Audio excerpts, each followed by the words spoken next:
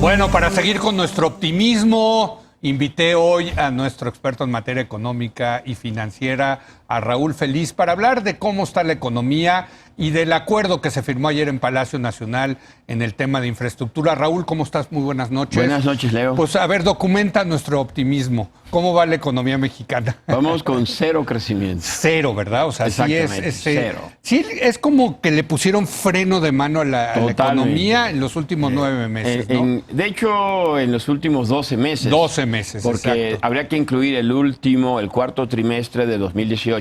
Así es. Si viéramos, el INEGI acaba de revisar las cifras. Sí.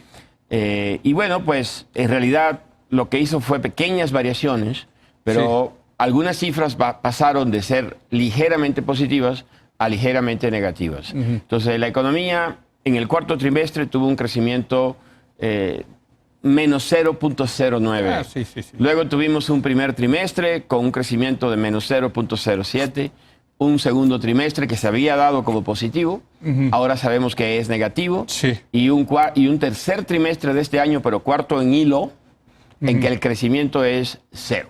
Digo, y creo que sí resulta ocioso decir si fue una recesión, si como tú dices es una atonía, si es una debilidad, si es un estancamiento. Tema semántico. Ya es semántico, ¿no? O sea, el tema es que la economía no va bien, pero tampoco es una crisis económica, ¿no? Como las que vimos en los años 80 y 90. No. Digo, incluso, para ponerlo en perspectiva, sí, ¿no? Y yo creo que el próximo año ya vamos a tener en el INEGI un comité para tratar de calificar si esto es una recesión o no una recesión, para tratar de evitar que esto sea manejado políticamente.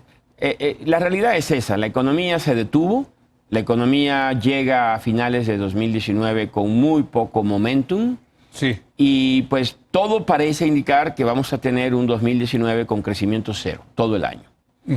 ¿Qué podemos esperar hacia adelante? 2020, pues yo creo que podríamos...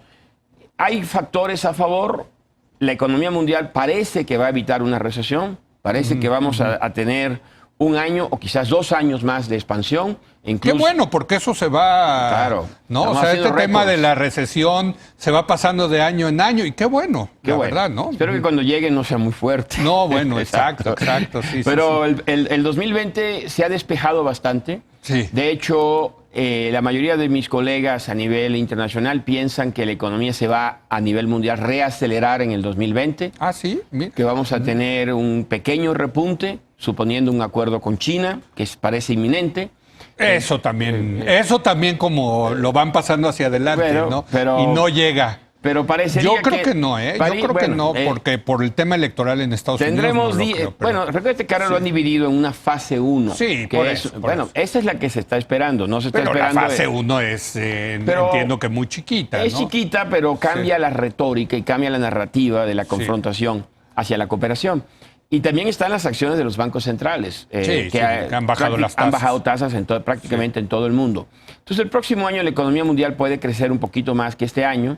La base de comparación del 2019 es muy baja. Entonces, la economía mexicana, sin mucho esfuerzo, podría crecer al 1%, un poquito más de 1% el próximo año. Déjame ir un poco más allá del crecimiento económico y decir que sí hay variables, porque el presidente dice, yo tengo otros datos, pero... quitando eso de que si tiene otros datos o no, yo creo que sí hay datos que hay que, digamos, no sé si aplaudir, pero sí destacar de la economía mexicana. Número 1, la inflación. La inflación ha bajado, está en 3%, está más baja que hace muchos años.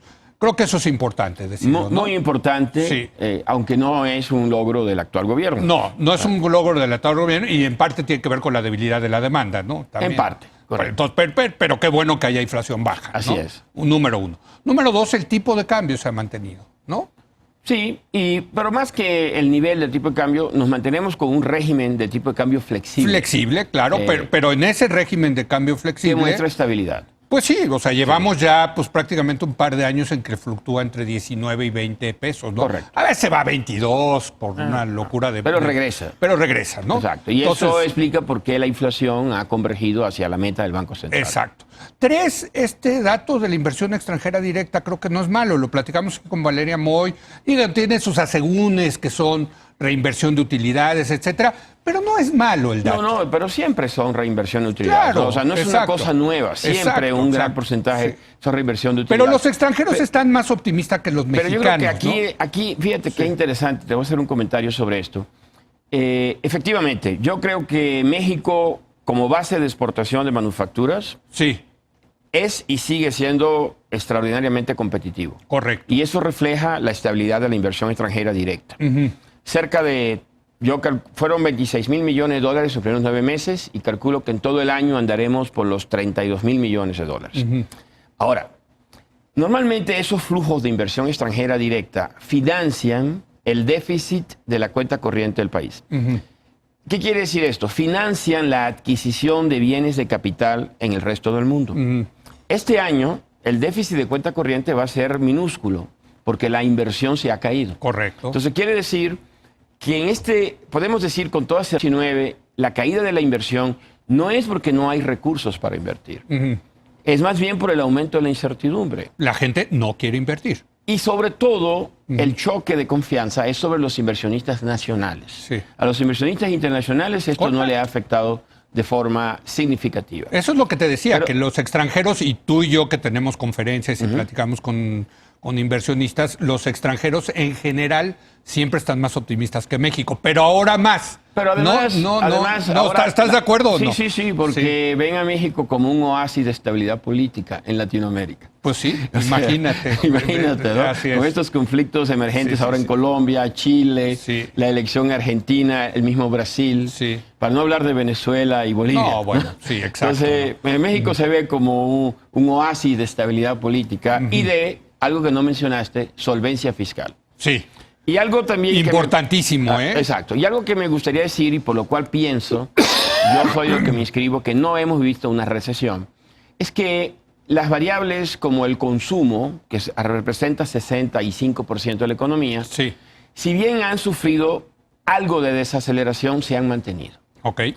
Las ventas al menudeo de las tiendas departamentales van a estar creciendo cerca de 2%. Entonces la desaceleración se ha limitado fundamentalmente al sector público y a la inversión del sector privado. Ahora, déjame ir al tema fiscal porque es muy interesante.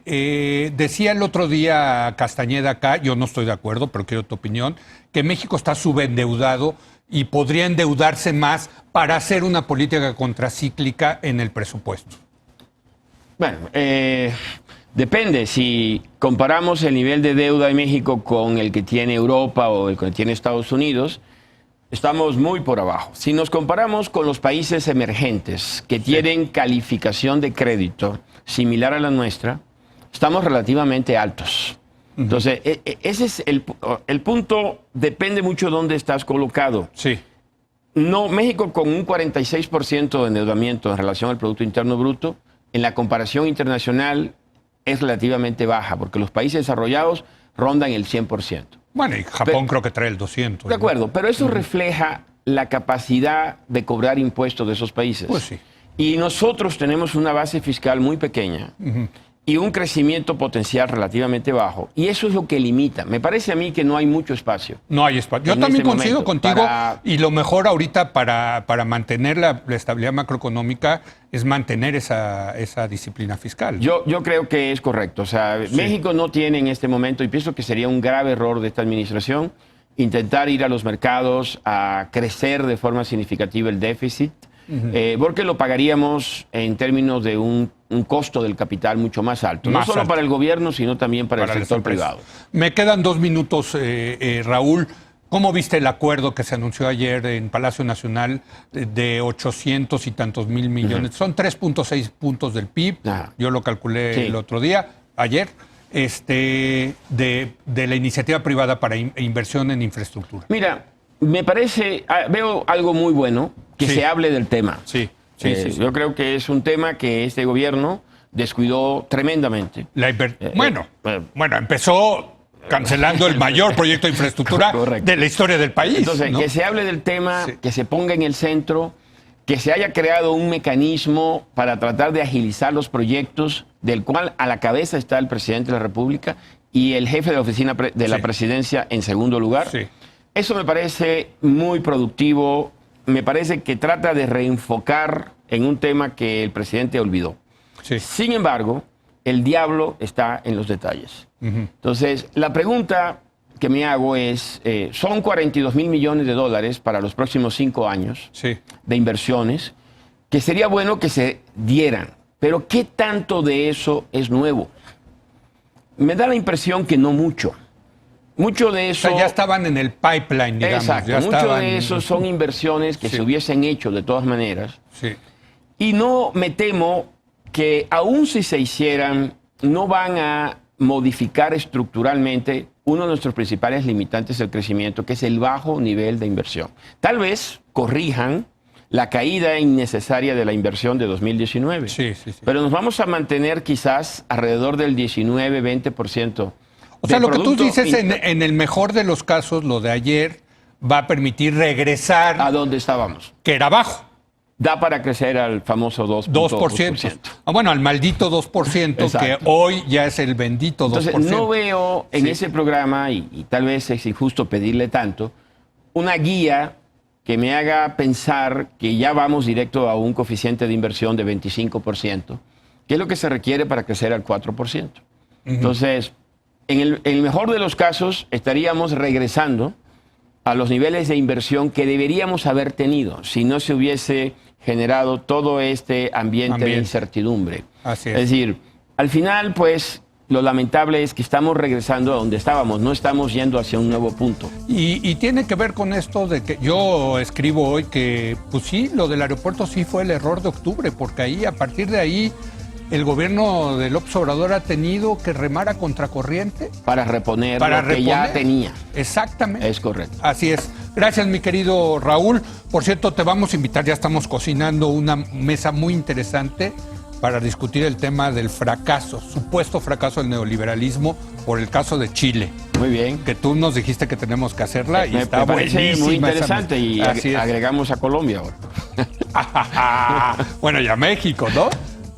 Pero ese es del neopopulismo, todavía no sabemos, ¿no? Gracias, mi querido Raúl. Feliz, gracias a usted. Muy buenas noches.